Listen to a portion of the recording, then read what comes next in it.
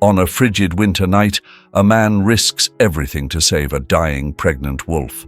But months later, her baby returns, and what they do next changes the course of his life forever. The winter of 2019 wrapped its icy grip around the remote wilderness of Montana, transforming the landscape into a stark, frozen expanse. Among the dense evergreens burdened by heavy snow and the glassy, ice-bound lakes, Elliot Ramsey's cabin stood as a lone haven of humanity. At 58, Elliot had left behind a thriving veterinary practice in Seattle to embrace a quieter existence, choosing the vast stillness of nature over the relentless hum of urban life. His cabin, built with local timber and rugged stone, nestled beneath the towering Rockies, was both humble and resilient. Powered by a modest combination of solar panels and a small wind turbine, with a wood-burning stove to fend off the piercing cold, it provided everything he needed, and nothing more. This solitary refuge became his sanctuary after losing his wife, Hannah, to cancer 3 years earlier.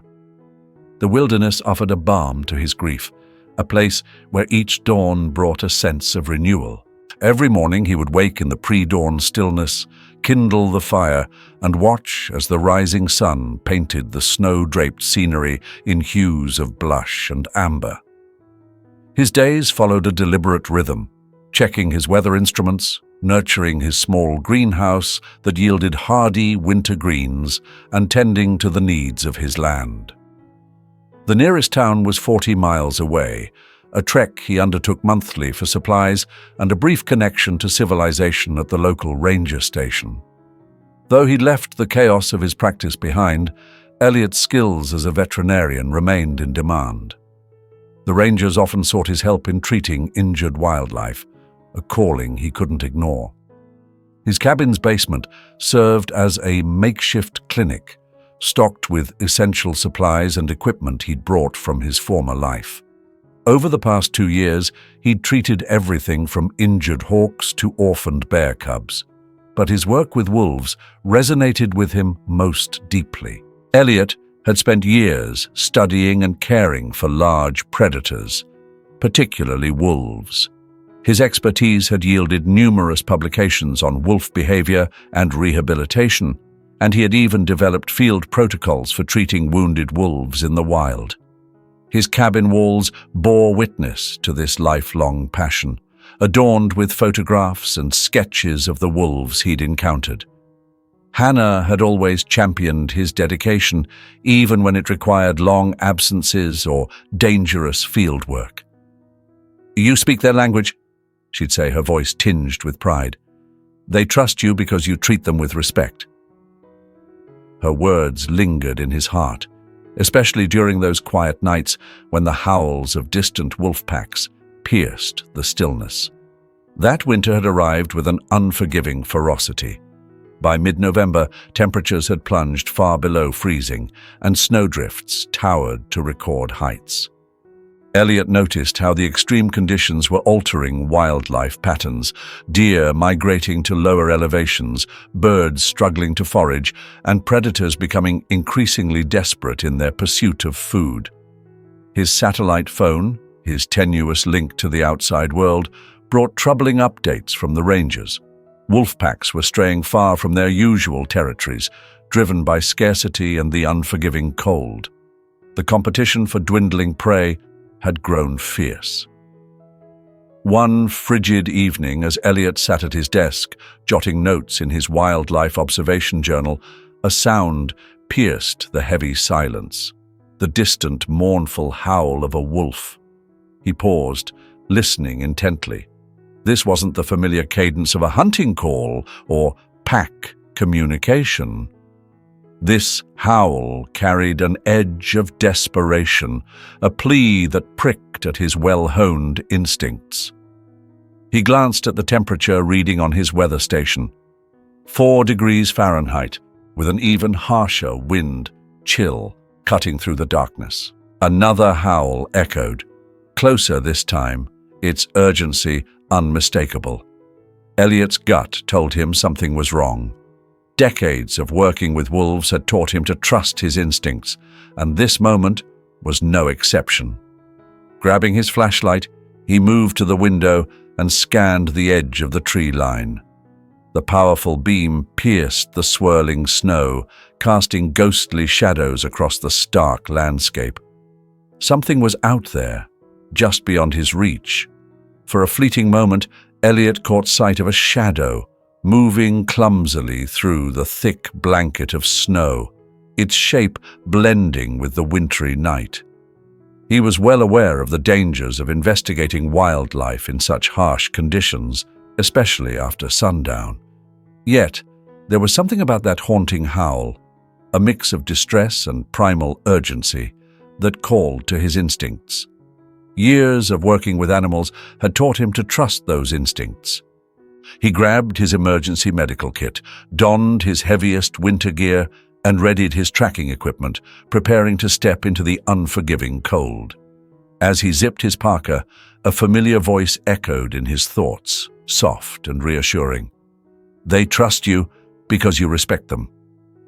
Hannah's words were always with him, a quiet compass in his work. He had no way of knowing that this moment of resolve would lead to an extraordinary encounter, one that would test not only his medical expertise, but also his deep bond with the natural world. With his flashlight slicing through the darkness, Elliot trudged into the knee-deep snow. The temperature had plunged further, and his breath crystallized in the icy air. Each step through the dense forest was deliberate, his eyes trained on any signs of movement. 20 minutes into his trek, he spotted the first clue, dark droplets of blood staining the pristine snow. The trail led him to a small clearing, where a heart-wrenching sight awaited. Under the shelter of a fallen pine tree lay a large, female wolf. Her thick grey coat was dusted with snow, and her body was alarmingly thin, her strength clearly drained. What struck Elliot most, however, was her swollen belly, a clear sign she was heavily pregnant.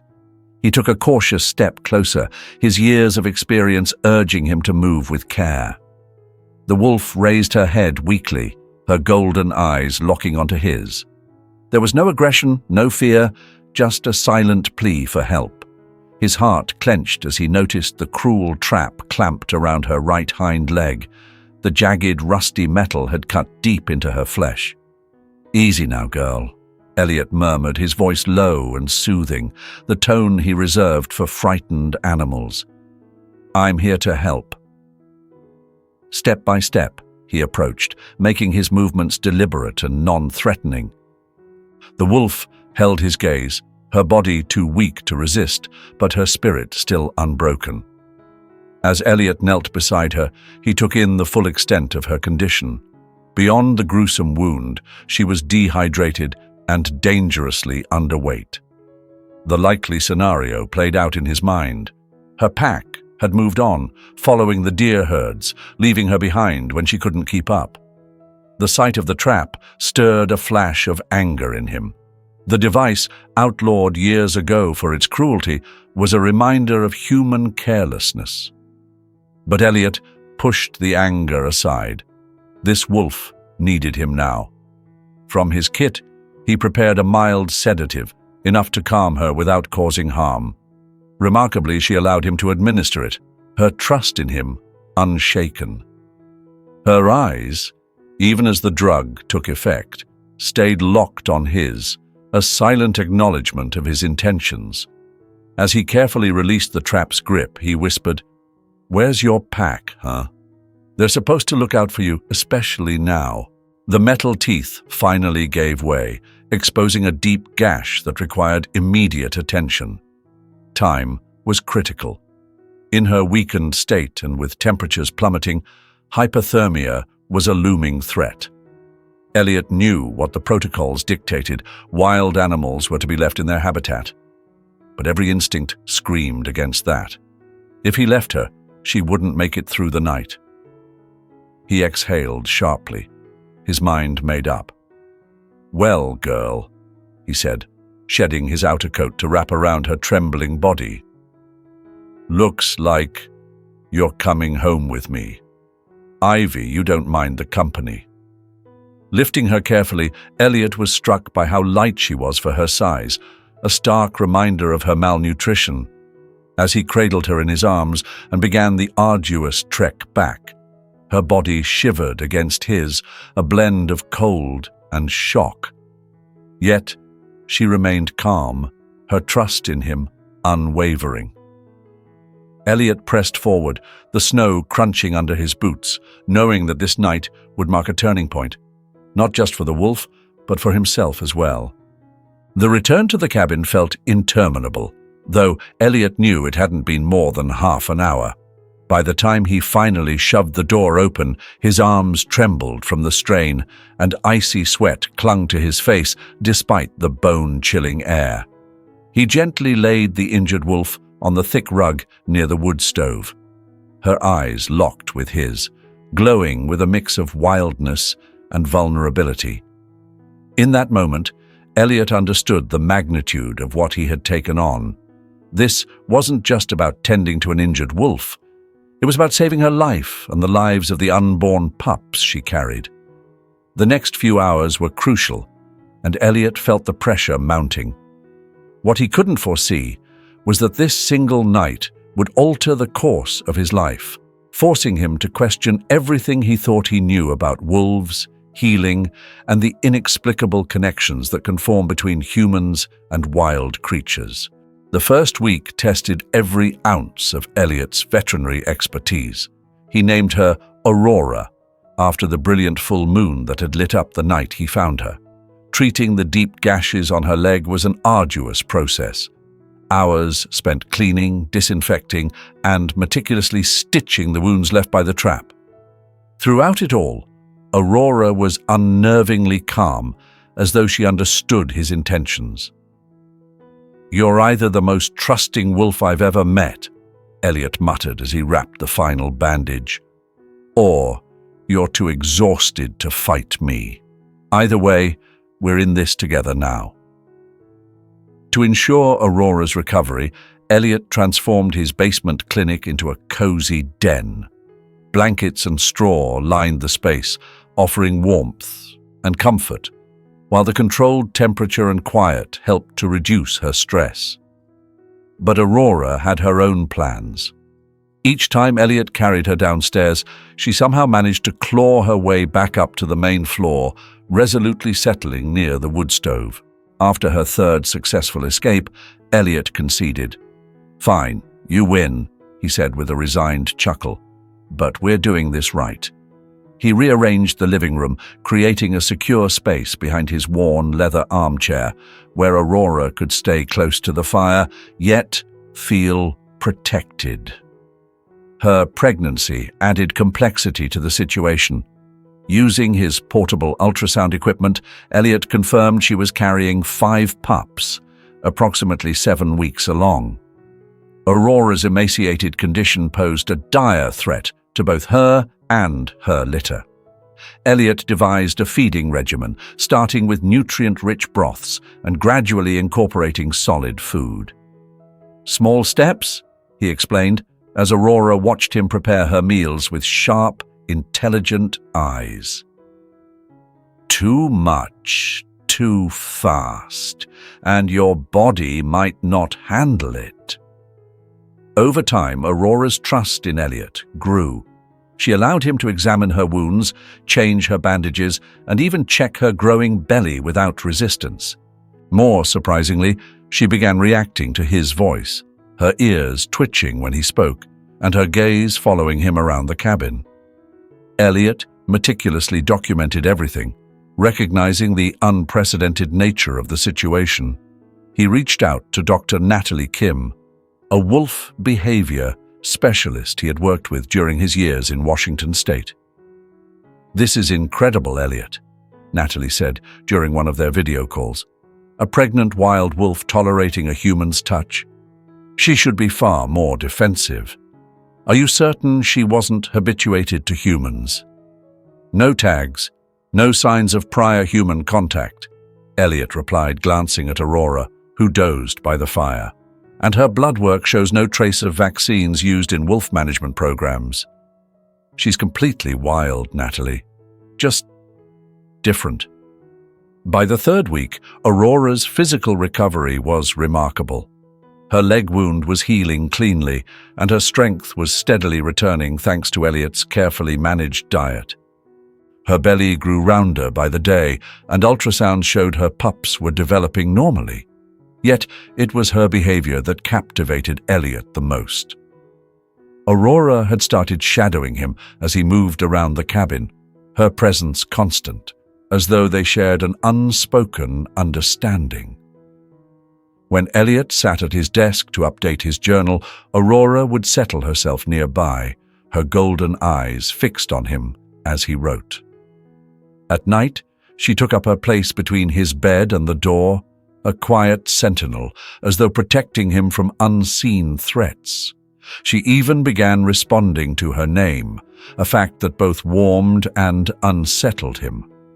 "You're still a wild creature," he reminded her softly one evening, stroking her head as it rested on his knee while he read.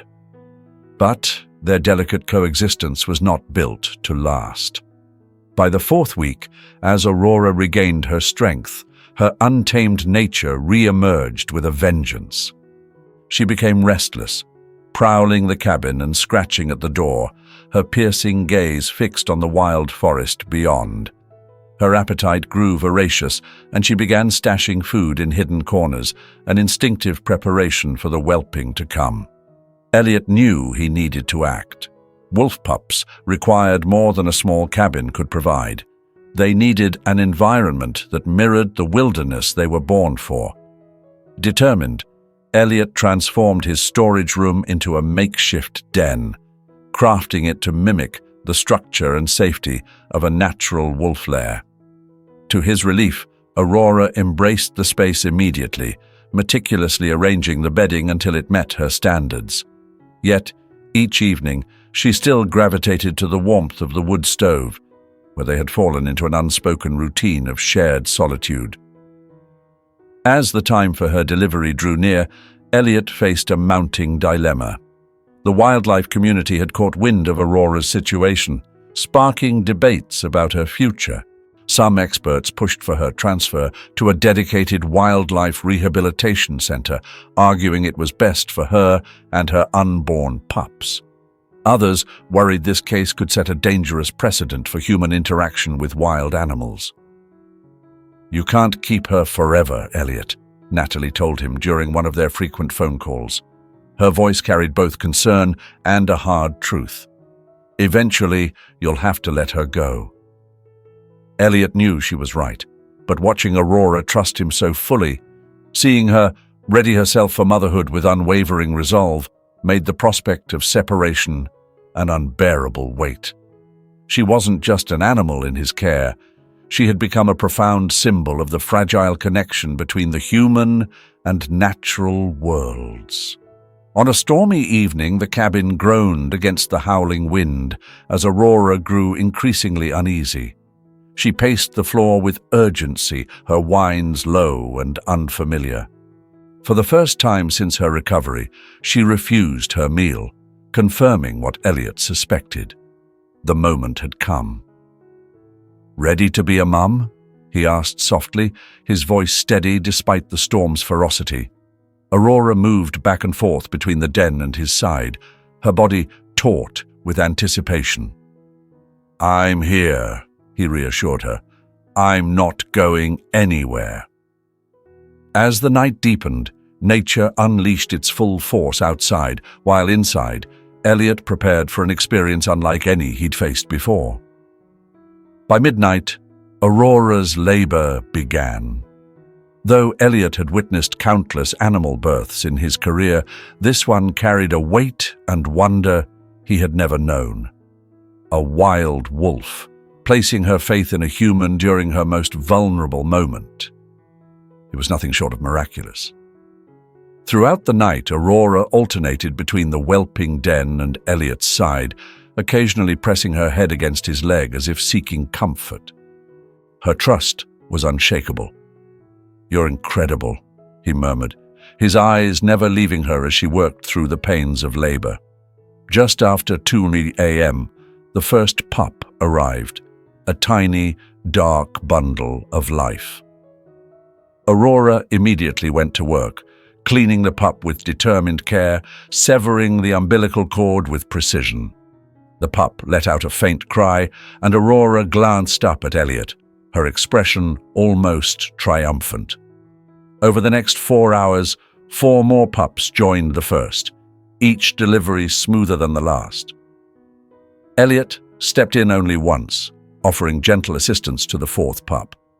By dawn, Aurora lay nestled in the den, her body exhausted but her eyes serene as 5 healthy pups, 3 males and 2 females, nursed by her side. As the first light of day broke through the storm's remnants, Elliot couldn't help but marvel at the resilience of life. Yet, as he watched Aurora's fragile family begin their journey, he knew another storm awaited him, the moment when he would have to let them go. As Elliot meticulously recorded the details of each pup's birth in his leather-bound journal, he noticed Aurora shifting uneasily. Her ears flattened momentarily, and her breathing quickened, signaling another contraction. With concern flickering across his face, he leaned closer, his voice soft and steady. "What's going on, girl?" There were only 5 in the ultrasound. To his utter astonishment, a 6th pup emerged, tiny and trembling, but undeniably alive. Smaller than her siblings and adorned with a distinctive white marking on her chest, this unexpected arrival had likely been hidden during the scans. Yet survival was an uphill battle for the little runt. Her fragile body struggled to compete for Aurora's milk, continuously pushed aside by her stronger siblings. Elliot, drawing on years of experience, swiftly prepared a specialized formula and began supplementary feeding. Aurora watched with an almost uncanny understanding, her golden eyes never leaving him. As Elliot carefully fed the tiny pup, Aurora surprised him further by nudging the runt toward him whenever she needed assistance. It was as if the wild wolf instinctively knew her smallest pup required extraordinary care. Cradling the fragile life in his hands, Elliot murmured in the faint light of dawn, "You've got the heart of a fighter, little one." Outside, the storm had escalated into a raging blizzard, transforming the landscape into a monochromatic void. The temperature plummeted, the kind of cold that could strip life from even the hardiest of creatures. Elliot shuddered at the thought of Aurora giving birth in the wild. The runt would have stood no chance. As the morning hours crept on, Aurora's demeanor shifted. Her ears twitched forward, attuned to distant howls that carried faintly over the storm's roar. Elliot heard them too.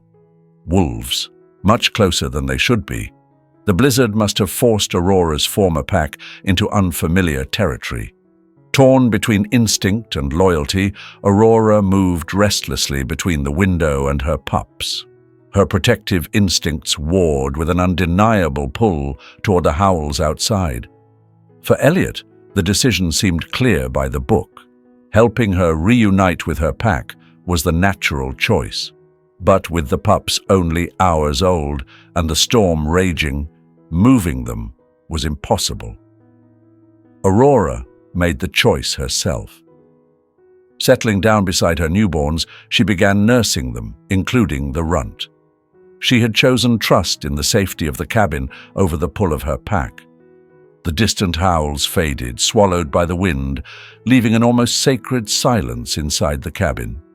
Elliot, struck by the gravity of what had just unfolded, knelt beside Aurora, running a hand gently over her head. "You're changing everything we thought we knew about wolves, girl," he whispered. The sight of 6 content pups nursing the runt nestled snugly between her larger siblings solidified the moment. What was happening here went beyond mere survival. It was rewriting the rules of interaction between the wild and human worlds. As the storm raged on, Elliot began to jot notes, his thoughts racing. This was more than just a rescue. It was a rare glimpse into a deeper connection between humans and wolves. These pups, he realized, would need to grow wild, yet also learn that humans could be allies. Balancing these two worlds would be delicate, and the coming months would be pivotal in shaping their future. In the days that followed, Elliot named the runt Ivy, a name that resonated deeply with her fragile beginnings and fierce will to survive. To prevent over-domestication, he refrained from naming the others. Ivy required constant care, a demand Aurora seemed to understand, often nudging her smallest pup toward Elliot during feeding times.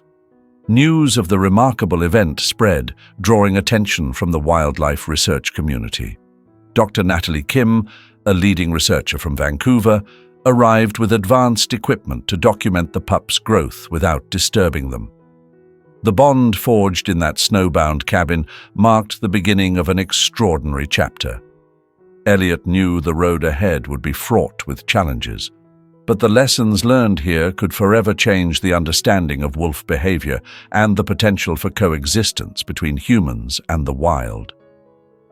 "I've never encountered anything quite like this," Elliot, Natalie remarked, her eyes fixed on Aurora as the wolf allowed them to weigh and examine her pups without hesitation. "She's retained her wild instincts, teaching, guarding, guiding her pups, but she's brought you into their world as if you belong there. It's groundbreaking." The pups were thriving, growing swiftly into their own unique personalities. The largest male emerged as a natural leader, while one of the females showcased remarkable problem-solving skills. Ivy, though noticeably smaller than her siblings, exhibited an unshakable curiosity about humans, mirroring her mother's extraordinary trust. By the time the pups reached 4 weeks, Elliot had carefully established a routine that balanced human intervention with the preservation of their wild instincts. Aurora took the lead in teaching them vital wolf behaviors, grooming techniques, the basics of pack dynamics, and even early lessons in hunting. She guided her pups on brief outings within the secure area Elliot had constructed behind the cabin, demonstrating how to catch and handle small prey. Yet, what fascinated observers the most was Aurora's insistence on bringing her pups back to Elliot after each lesson, as though solidifying his role in their pack. "She's showing them that humans can be allies," Natalie noted during one of her visits. "But she's not domesticating them. Look how she corrects them whenever they stray too close to tameness. She's preserving their wildness while fostering trust." It wasn't just the wolves who were transforming. Elliot found himself changed by the experience as well. His meticulously documented journals were already being praised as a breakthrough in wildlife studies. Beyond the scientific value, he gained a profound understanding of the delicate balance between assisting wildlife and respecting their innate nature. As spring unfolded, Aurora began leading her pups on longer excursions, gradually increasing their strength and honing their survival skills. By now, Ivy had proven herself, her determination more than compensating for her small stature. Elliot watched these developments with mixed emotions, fully aware of what they meant. One evening, as the sun dipped low, Aurora paused at the edge of the clearing with her pups gathered closely around her. Elliot stood on the porch, their gazes meeting across the distance, and he knew she was preparing for the inevitable. "You're right," he murmured softly when she approached him that night, her eyes brimming with the intelligence he had come to know so well. "They need to be wild. That's always been the goal." With Natalie's guidance, Elliot laid out a plan to help the wolves transition back to the wild. Gradually, their excursions would lengthen, and human contact would lessen, allowing the pups to gain the independence they needed. Nature, however, had its own schedule.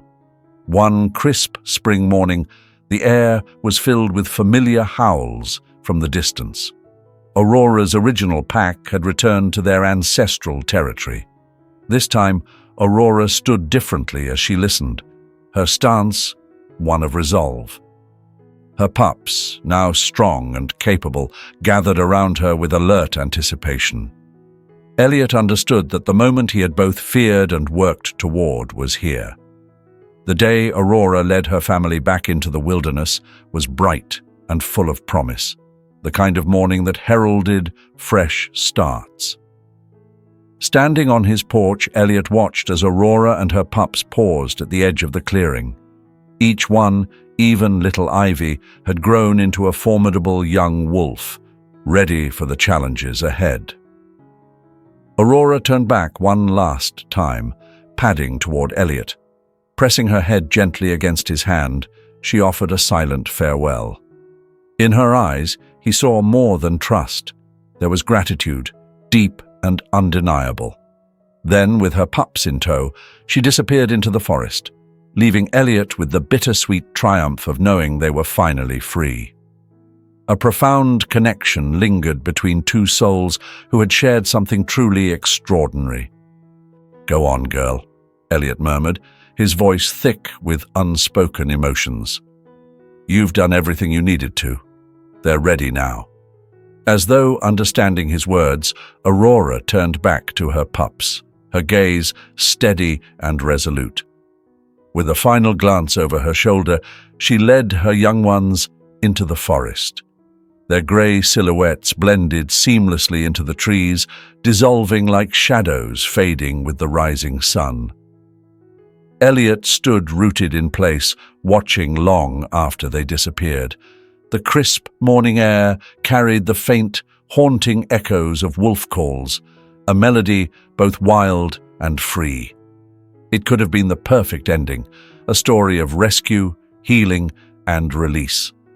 But nature, ever full of surprises, wasn't finished yet.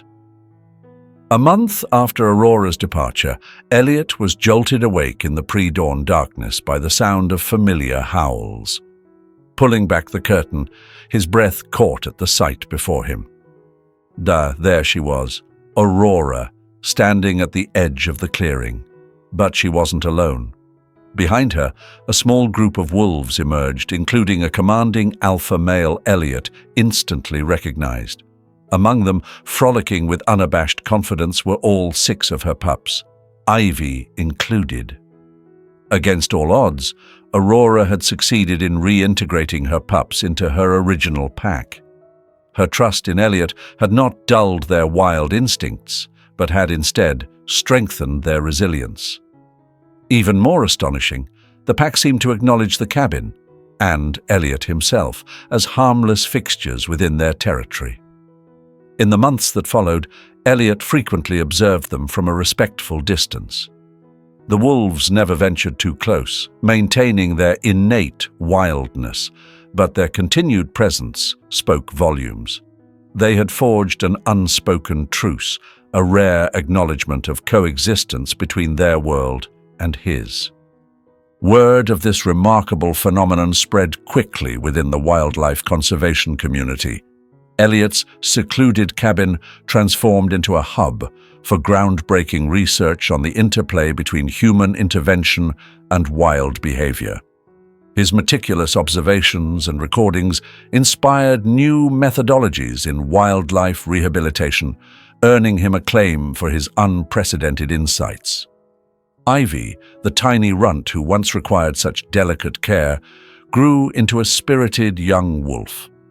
Like her mother, she possessed a sharp intelligence and often watched Elliot from the forest's edge, her amber eyes brimming with curiosity and recognition. Exactly 1 year after Elliot had first found Aurora ensnared in that cruel trap, she returned to the clearing at dawn. This time, she brought Ivy and 2 new pups. The young ones peered cautiously from behind their mother and older sister, watching Elliot with wide, inquisitive eyes. Aurora's deliberate actions felt like an introduction, a silent acknowledgement of the role he had played in their survival. This extraordinary encounter redefined Eliot's understanding of wildlife rehabilitation. He came to realize that conservation wasn't merely about saving lives. It was about fostering trust, honoring the spirit of the wild, and discovering how human and animal worlds could coexist without compromising their essence. With the help of his colleague Natalie Kim, Eliot published his findings in respected wildlife journals, where his work became known as the Aurora Protocol.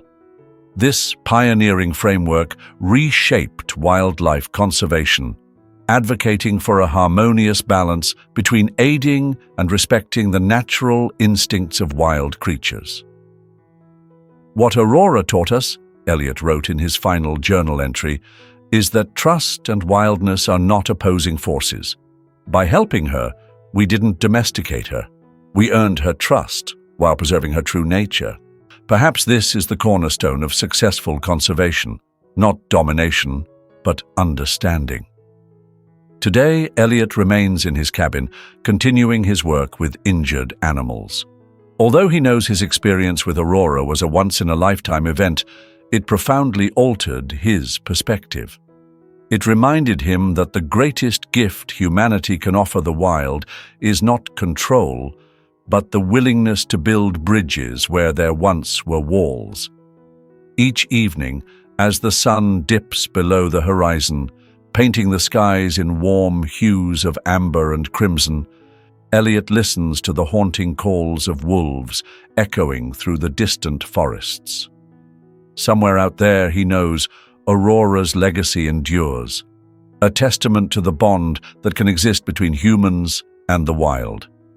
Sitting in his well-worn chair beside the crackling warmth of the wood stove, the spot where Aurora once rested still feels imbued with her presence.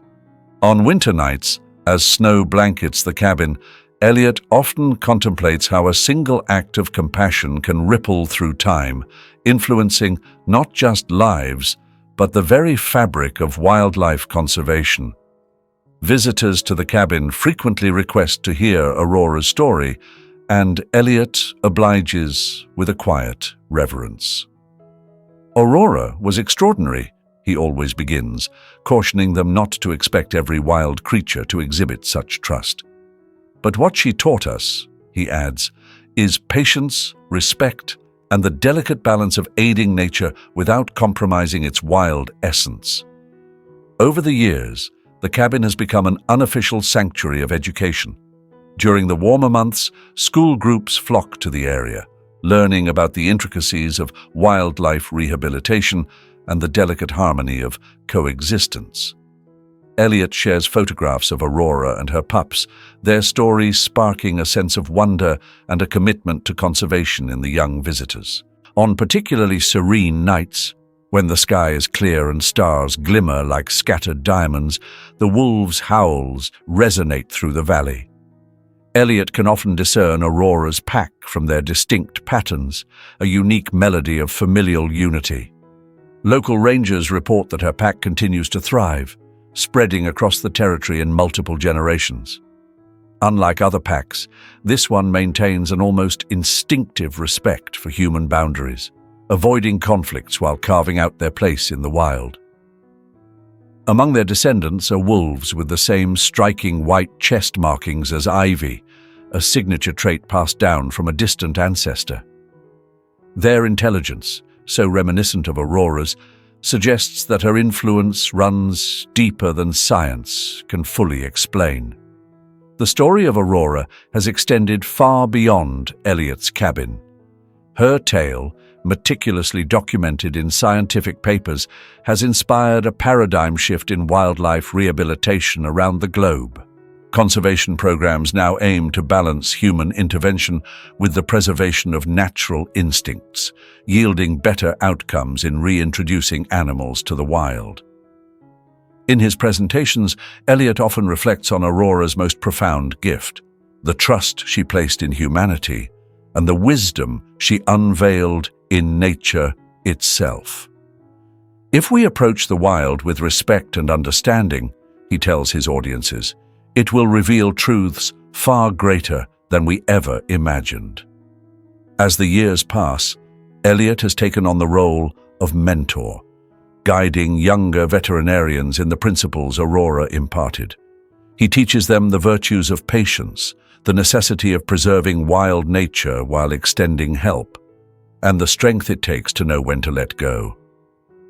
The trap that once ensnared Aurora now hangs on his cabin wall, a somber yet hopeful reminder of humanity's capacity for both harm and healing.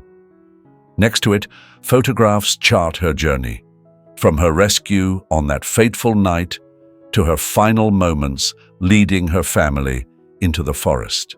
These images stand as enduring symbols of what can unfold when humans choose compassion over cruelty.